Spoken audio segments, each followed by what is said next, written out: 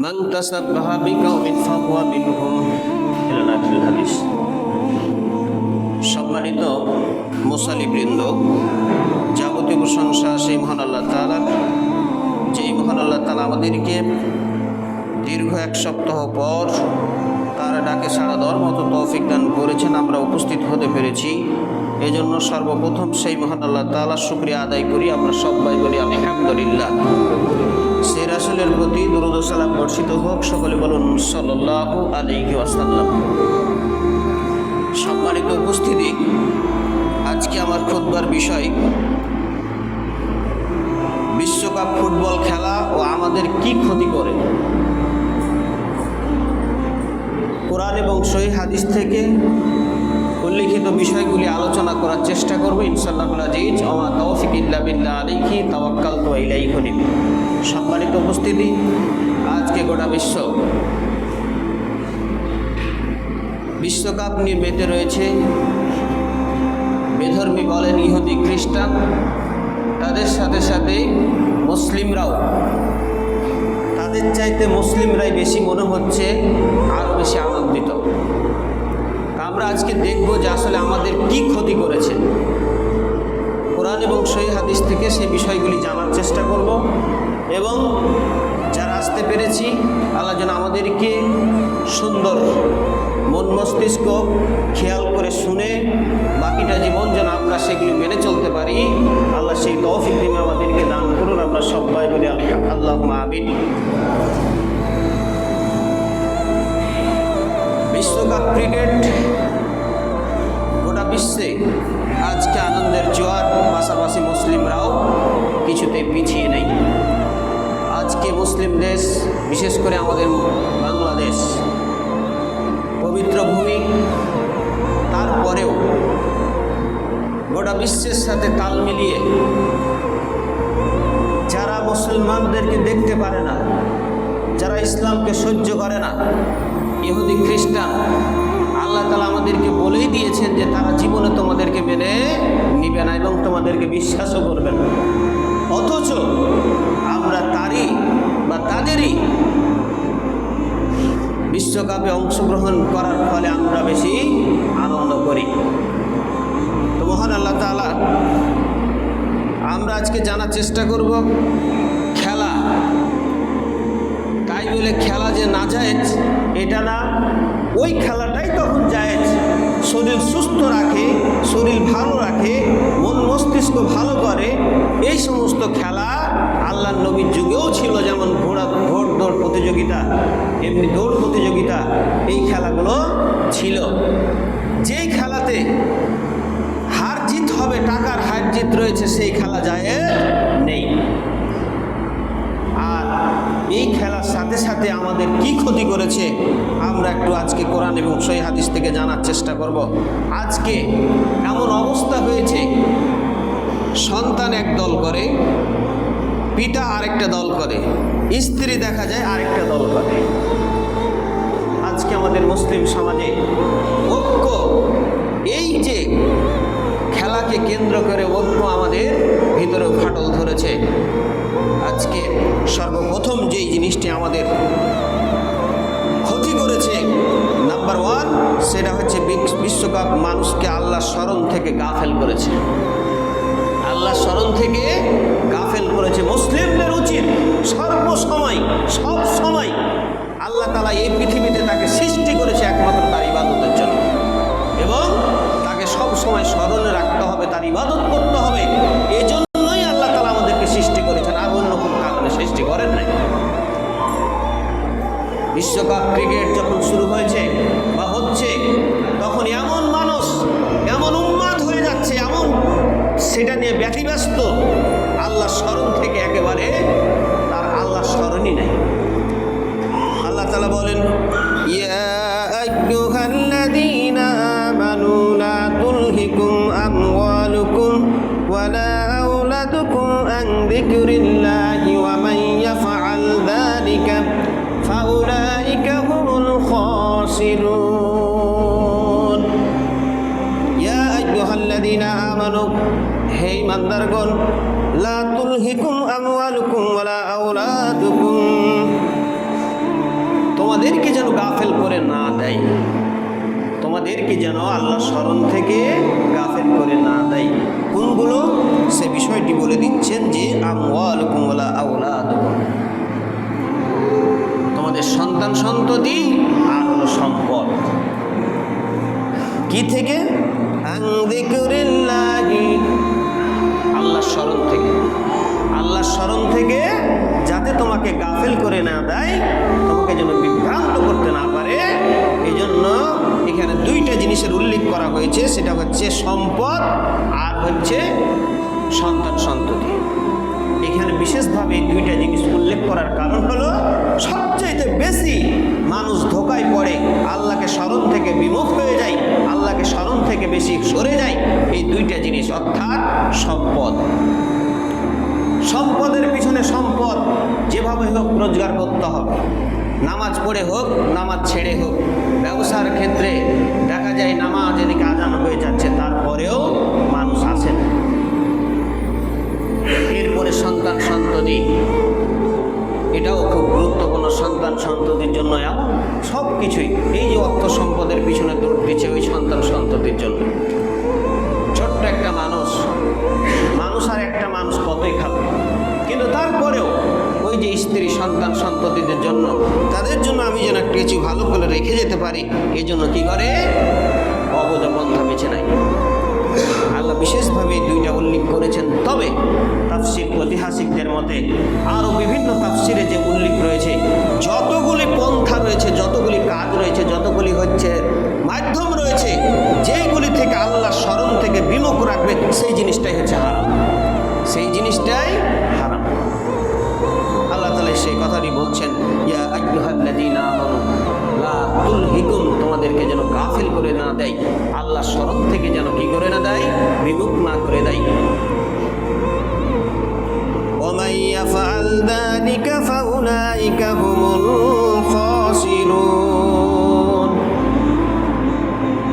আর যদি করে দেয় তাহলে বলছেন যে তারাই হলো ক্ষতিগ্রস্ত, অর্থাৎ তারা ধ্বংস হয়ে গেছে, তারা একেবারে ক্ষতিগ্রস্তদের মধ্যে চলেই গেছে। আমি আপনি একবার চিন্তা করি তো, এই যে যারা বিশ্বকাপ ক্রিকেট দেখে, তারা কিভাবে, এমনও মানুষ আছে খেলা চলছে আর সামান্য কয় মিনিট আছে, 10 মিনিট বা 15 মিনিট, এখন পরে নামাজটা পড়ে নেবে, অনেক মানুষ আছে। আবার এমনও মানুষ আছে, বিশেষ করে রাত্রে খেলা হয়, বিশেষ করে দেখা যায় ফজরের নামাজ খেলা দেখার ফলে রাত্রে 2টা-3টার দিকে ঘুমিয়ে, তখন দেখা গেল ফজরের নামাজ নাই। আপনি এই একটা আয়াতেই ধরা খেয়ে যাবেন আল্লাহর কাছে, কোনো উপায় নেই, ছাড় পাওয়ার কোনো অবকাশ নাই। এবং আল্লাহ তাআলা আরো বলছেন, ওয়ালা তাকুম মিনাল গাফিলিন, আর তুমি গাফেলদের অন্তর্ভুক্ত হয়ো না। আজকে গোটা বিশ্বের দিকে তাকিয়ে দেখেন, বিশেষ করে মুসলিম যুবকরা, যাদের উচিত ছিল ইসলামের জন্য অনেক কিছু করার, তাদের দায়িত্ব ছিল, সেইগুলো বাদ দিয়ে আজকে তাদের পিছনেই দৌড় দিচ্ছে। আল্লাহ নবী 1500 বছর পূর্বে একটা কথা বলে গেছেন, ইহুদি খ্রিস্টানরা যে কাজগুলি করবে, যেটা আবিষ্কার করবে, মুসলিমরা এমনভাবে তাতে দৌড় দেবে, তারা যদি গর্তে পৌঁছে তারা গর্তে যাবে, সেখানে যদি স্যাঁতসেঁতে কুৎসিত খারাপ নোংরা সেই জায়গাটা হয়, তবুও তারা যাবে। আল্লাহ নবী আগেই বলে গেছেন, আমি বলিনি, আল্লাহ নবী বলে গেছেন। দেখেন, আপনি তাকিয়ে দেখেন, যত কাজ, খারাপ কাজ, চিন্তাও করে না আমি এই কাজটি করতে যাচ্ছি, আমি কতখানি ক্ষতির বিরুদ্ধে যাচ্ছি কিনা। এখন এই আয়াত থেকে আমাদের প্রথমটা হচ্ছে সূরা আল মুনাফিকুন, আয়াত নাম্বার 9। দ্বিতীয় যেটি বললাম, ওয়ালা তাকুন মিনাল গাফিলিন, এটা হচ্ছে সূরা আল আরাফ, আয়াত নাম্বার হচ্ছে 205। এই আয়াত দিয়ে আপনি যত কিছু রয়েছে নামাজের ব্যাপারে, যদি আপনি উদাসীন হন, নামাজ আপনার হচ্ছে কোনো কিছু ঘাটতি করে, নামাজ পড়তে আসেন না, আল্লাহ স্মরণ থেকে সব সময় উচিত হবে আল্লাহকে স্মরণে রাখা। যে কোনো মাধ্যমে আপনি যদি আল্লাহকে স্মরণ থেকে গাফেল থাকেন, সেই জিনিসটাই হচ্ছে আপনার জন্য হারাম। এটা আল্লাহ তাআলা বলে দিচ্ছেন, আমি বলি নাই।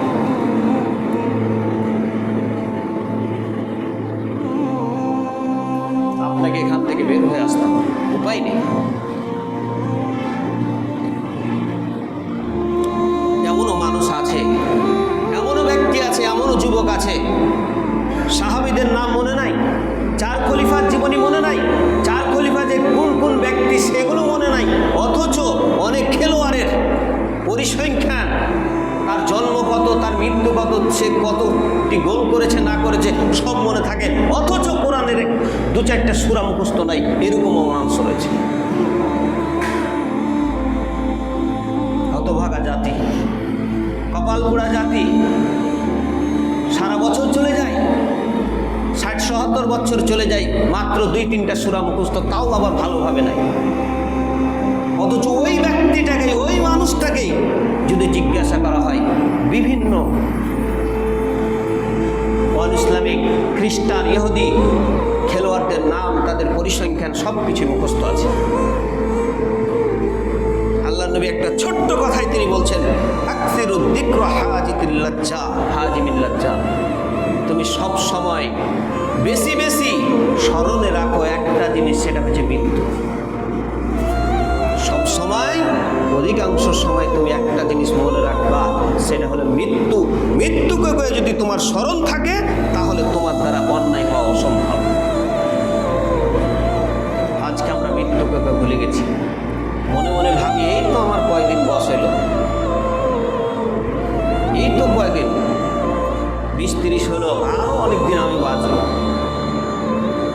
এই খেলার মাধ্যমে আপনাকে মৃত্যুকে স্মরণ এটা দূরে রাখতে চাই, বিধায় তারা এই জিনিসগুলোর আবিষ্কার করেছে। হাদিসটি সহিহ তিরমিজি, হাদিসটার নম্বর হচ্ছে 2307 নম্বর হাদিস।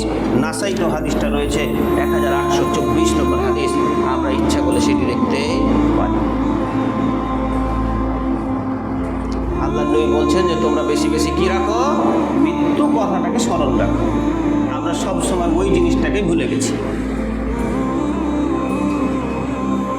এরপরে 2 নম্বর যে ক্ষতিটা, সেটা হচ্ছে নামাজ নষ্ট হওয়ার কারণ। ফাওয়াইলুল লিল মুসাল্লিন আল্লাযীনা হুম আন সালাতিহিম সাহুন, সূরা মাউন। এখানে আল্লাহ তাআলা বলছেন যে ওদের জন্যই ওয়াইল নামক জাহান্নাম, আল্লাযীনা হুম আন সালাতিহিম সাহুন, যারা নামাজের ব্যাপারে উদাসীন।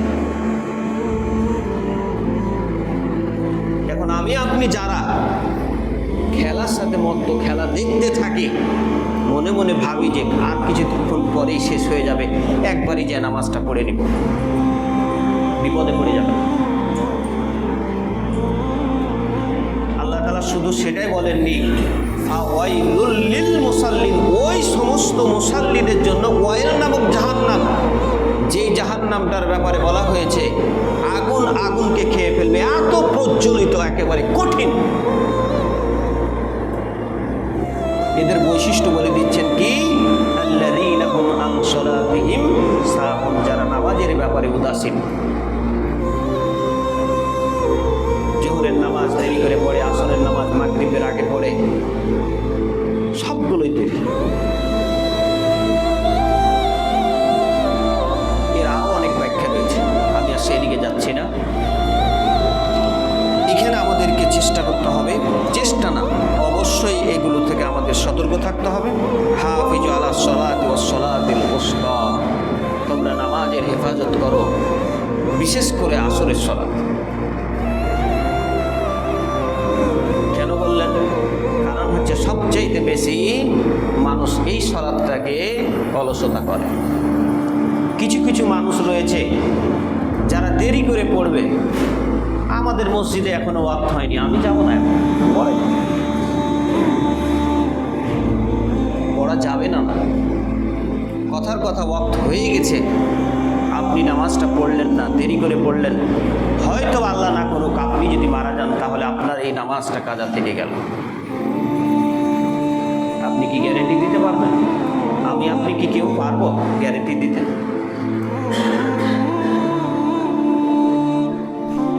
এই জন্য বলা হয়েছে আওয়াল ওয়াক্তে নামাজ পড়া সবচেয়ে উত্তম।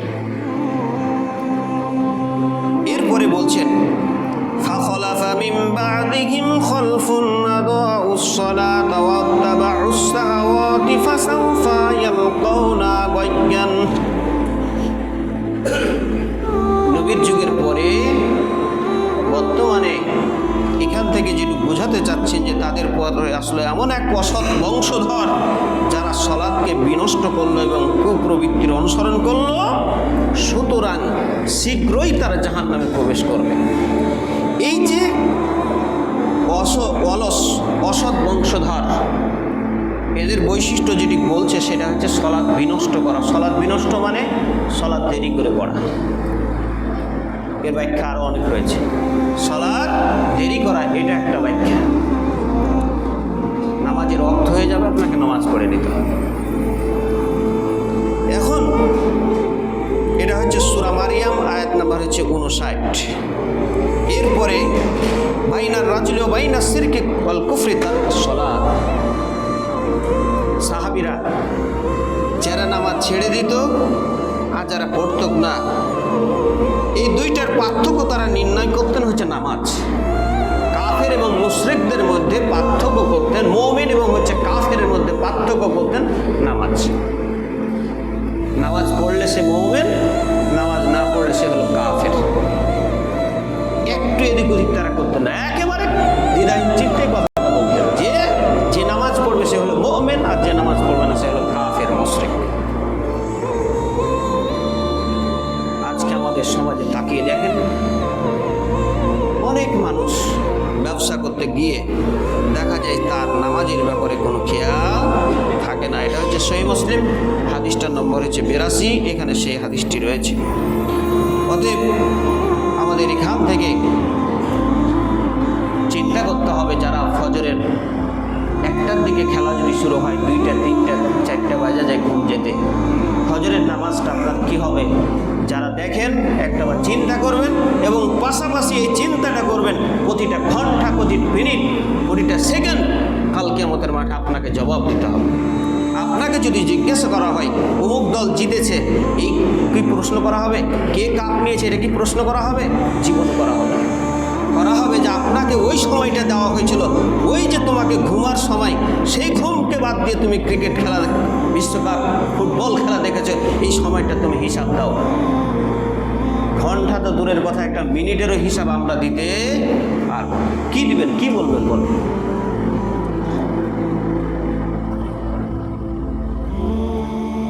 এরপরে 3 নম্বর যে ক্ষতিটা আমাদের করেছে সেটা হচ্ছে মূল্যবান সময় নষ্ট করেছে। মূল্যবান সময় আমাদের নষ্ট করেছে।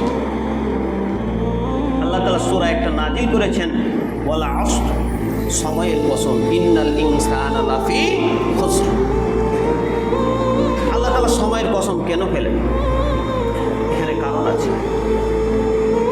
সময়ের কসম, আল্লাহ যেই জায়গাতে যেই জিনিসের কসম খাবেন সেটার গুরুত্ব অত্যাধিক রয়েছে, এই জন্যই আল্লাহ তাআলা কসম খেয়েছেন। কারণ কি? কারণ হচ্ছে পৃথিবীর মানুষ 2টা জিনিস সবচাইতে বেশি মানে হচ্ছে খামখেয়ালিপনা, যার গুরুত্ব দেয় না, সেটা হচ্ছে একটা সময় আর আরেকটা হচ্ছে সুস্থ শরীর। যখন ভালো থাকে তখন ভালো কাজ করার মন হয় না, যখন অসুস্থ হয় তখন মনে হয় যে অমুক কাজটা করতাম, এটা করতাম, সেটা করতাম, কিন্তু তখন যখন সে ভালো থাকে তখন আর সেটা মনে হয় না।